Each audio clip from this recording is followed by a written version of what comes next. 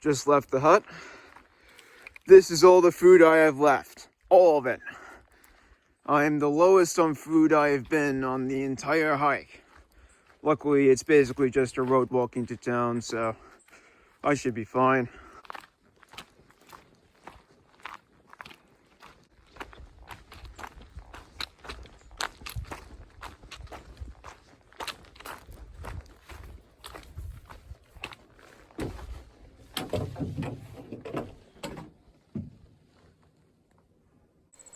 Just walked through a couple of people's backyards. The trail just goes straight through them. Now I'm going back into the woods though. That's it. Traverse of the Chickasaws finished at 10:45, and that's the seashore right in front of me.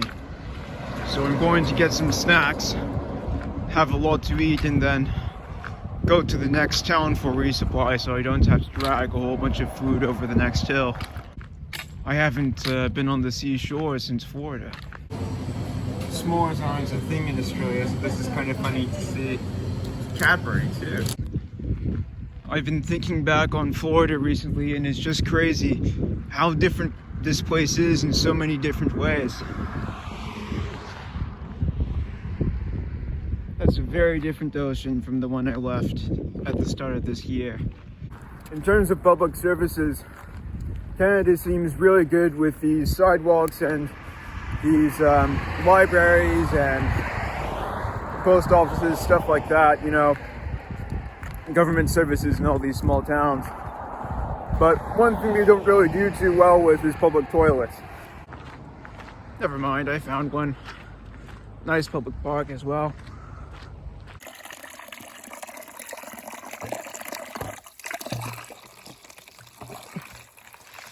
Oh, it's just too big. Barely too. Oh, there we go. 73, 74, 75, 76, 77, 78, 79. Wow, okay.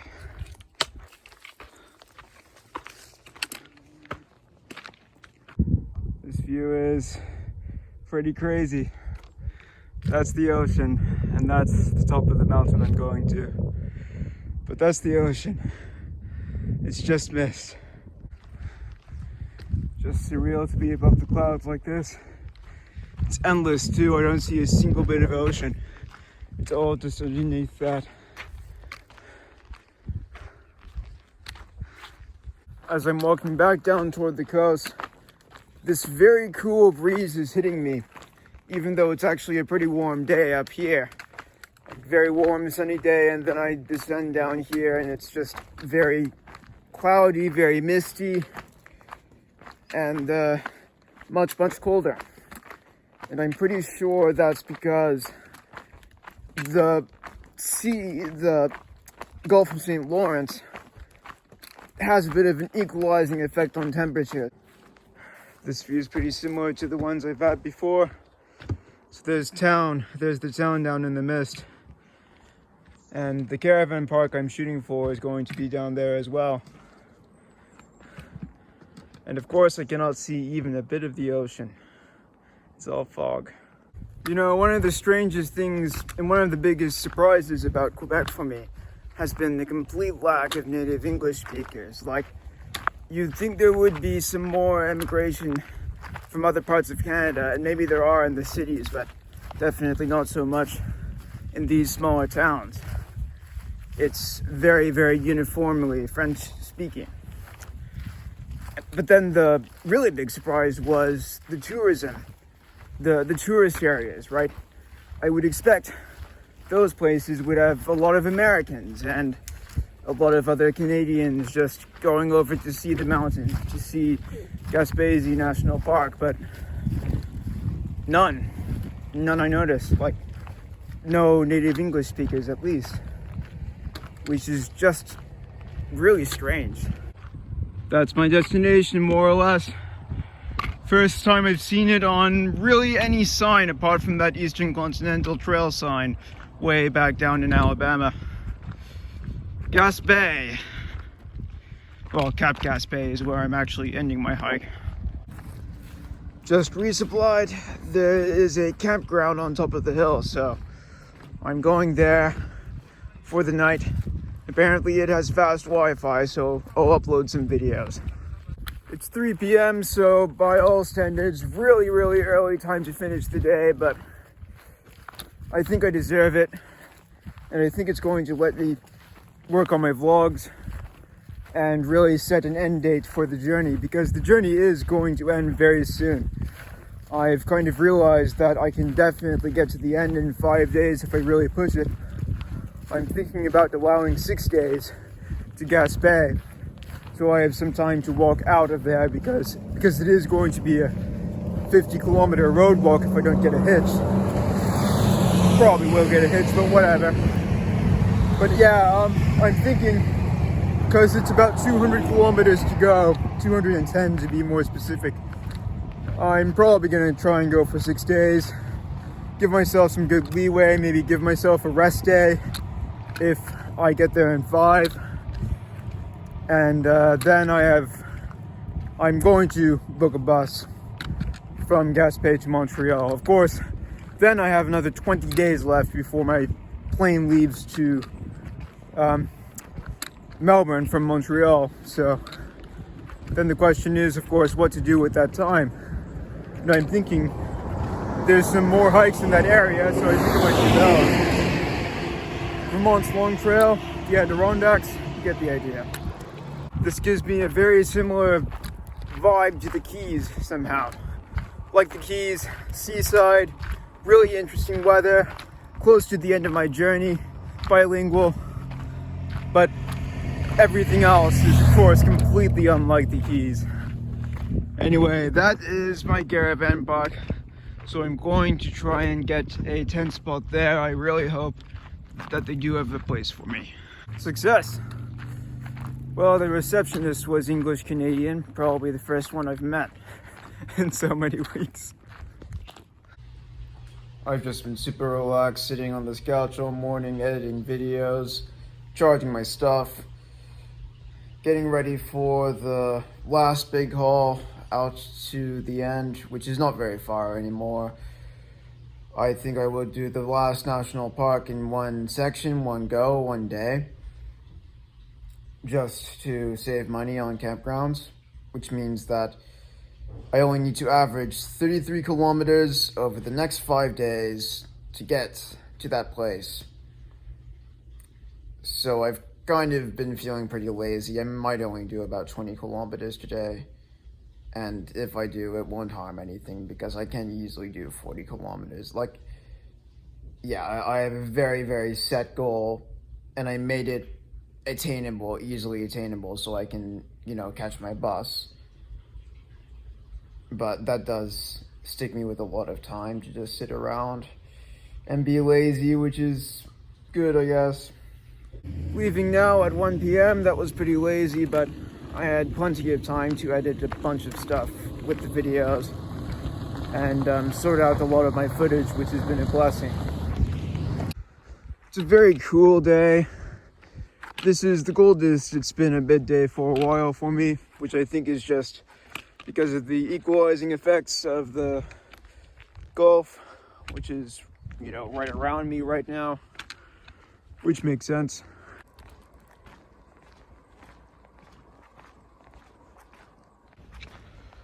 I just found out by looking at the map that I'm on the wrong road.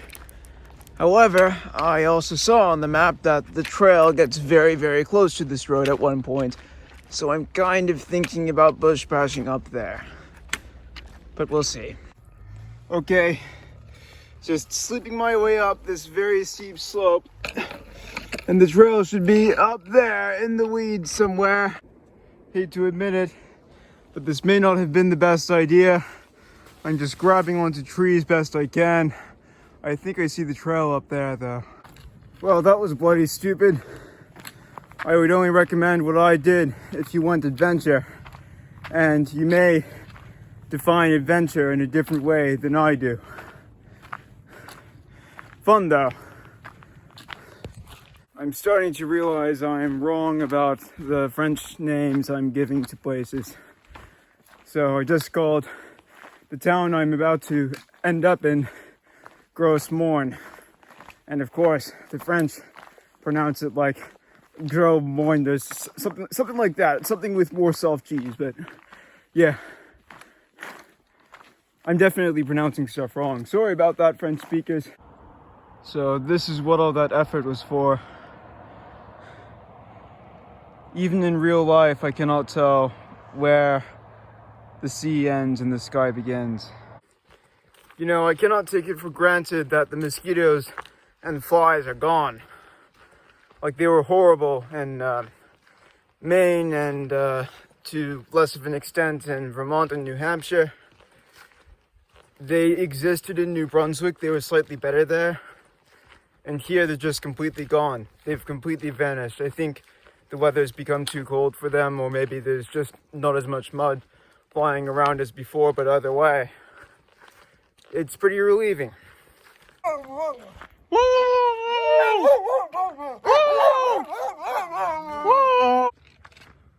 Throw morn. Not the famous one in Newfoundland, just a small town in Quebec, but still pretty nice.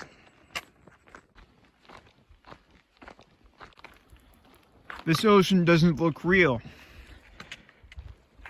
The fact of how calm it is, as well as the fact that I cannot see the horizon, kind of makes it look like video game graphics or something. This is the kind of moment where if I actually was a good photographer with an actually good camera, I could take a photo that would be like in the National Geographic or something. Apparently there's a reasonable campsite on top of the hill I'm going for. So I'm plugging to that. Should take another half hour. I'm not really too fussed about walking into the night because I have plenty of energy left to give. I only left camp at 2 p.m. or something. Not to mention, this path is really easy. This is the spot. I can definitely set up my tent around here. Right around here specifically is probably good. See you tomorrow. I hope I have a good view tomorrow. This is the first night on the entire trip in which I'm caving into eating instant noodles for dinner.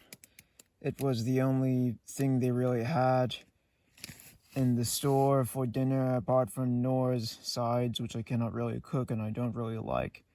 So I have that. I also have a tin of turkey, which should go pretty well with it.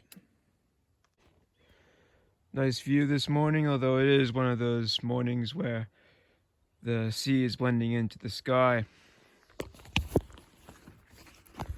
So my dilemma this morning was my toenail. As you've probably seen, it's broken. I think it might be broken underneath the skin, which could be a problem, of course. I don't really know exactly how it's going to heal. I fell off some rocks in Gaspésie National Park. That's how I broke it in the first place. And it's been feeling better and better every day, but I'm still worrying about it. And it might cause me some pain in the future. Oh, is this the trail? It's like the Florida trail all over again, and then I just got knee deep. Okay, there it ends. So just then, at that last stumble, my Tiva broke. Same exact way as the other one broke. Same exact way as my other sandals are broken. It's kind of annoying. I do have that bedrock though, so I'm going to go for a change in shoes. So unfortunately, I don't think I've said so, but these bedrocks are actually courtesy of Poet from Shaw's Hiker Hostel. He gave them to me for free. They were his. They've worn out enough that he decided that he would give them to someone else. And he gave them to me for free because I was hiking the Eastern Continental, which is amazing. It seems like there's a small shelter up there. But yeah, someone else separately covered my room and board at that place too, so I had a really good experience there. Will definitely return once I'm in the area, if I ever do get to the area again. This is a nice spot considering it's in the middle of a logging zone. Anyway, I think I might go on to town. This is 2 shoes and a whole bunch of dead weight.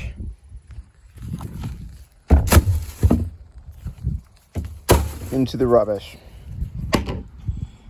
Onward. At the moment, I'm pretty disappointed with the scenery in this section, in this coastal section.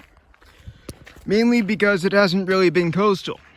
It's mostly been inland, down roads like this, logging roads, ATV tracks, which has been nice sometimes, and I've gotten some good views, but I mostly just feel like I'm walking through a forest. It's still easy, so it gets some points for that. I cannot complain too much about being here.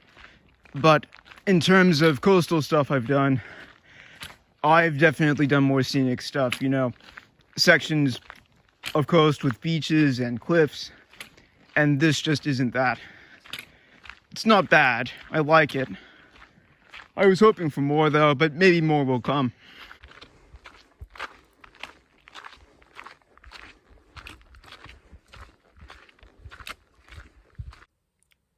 Just had lunch by the side of the trail.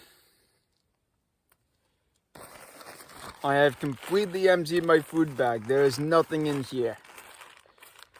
To be honest, I'm kind of proud of that. I'm only going to be at all hungry for about 2 hours because there's a town in about 10 kilometers down the road. So I'm not too concerned about that.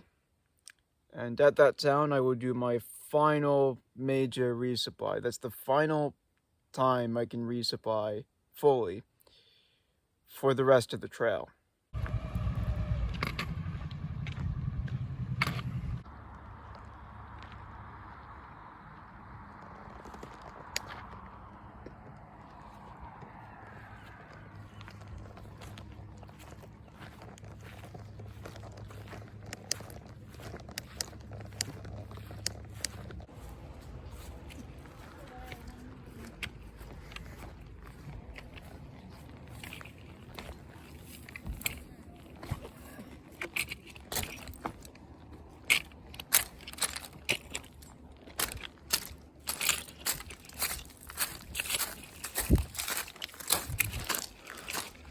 Time to walk the coast for a little while.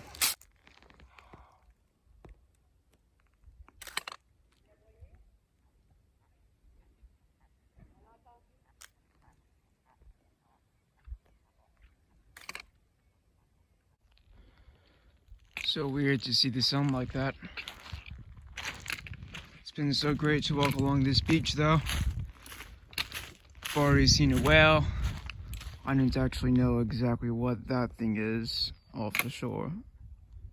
There's 2 of them. Seals or something. Several of them.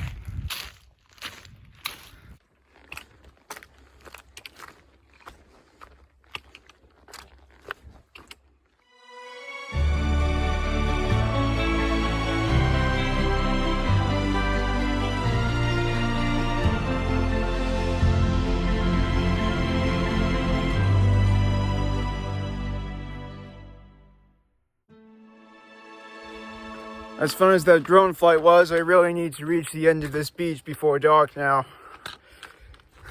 I don't have too much time left.